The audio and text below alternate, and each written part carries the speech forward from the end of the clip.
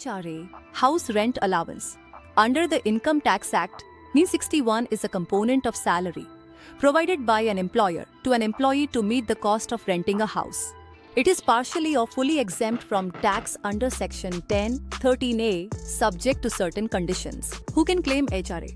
Only salaried individuals living in rented accommodation and receiving HRA from their employer can claim this exemption.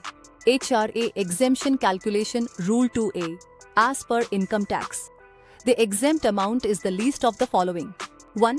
Actual HRA received from the employer. 2. 50% of salary if living in metro cities, Delhi, Mumbai, Kolkata, Chennai. Otherwise 40% of salary. 3. Rent paid minus 10% of salary. Please take note that salary here means, and it includes basic plus dearness allowance if part of retirement benefits, plus commission as a fixed percentage of turnover. For example, 1. Basic salary Rs 30,000 month. 2. HRA received Rs 12,000 month. 3. Rent paid Rs 10,000 month.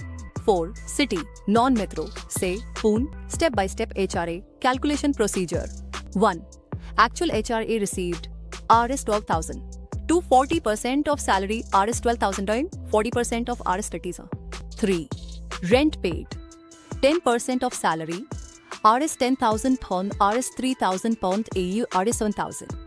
So as per the above example, HRA exemption would be least of Rs 12,000 per Rs 12,000 in and Rs 7,000 tilte. So here it is Rs 1,000 month towards HRA exemption. Point to be noted. 1. If you don't pay rent, you can't claim HRA even if it's part of your salary. 2. Rent payments above Rs 100,000 year need pen of the landlord. 3. You can still claim HRA even if living with parents, as long as you pay rent to them and have a rent receipt.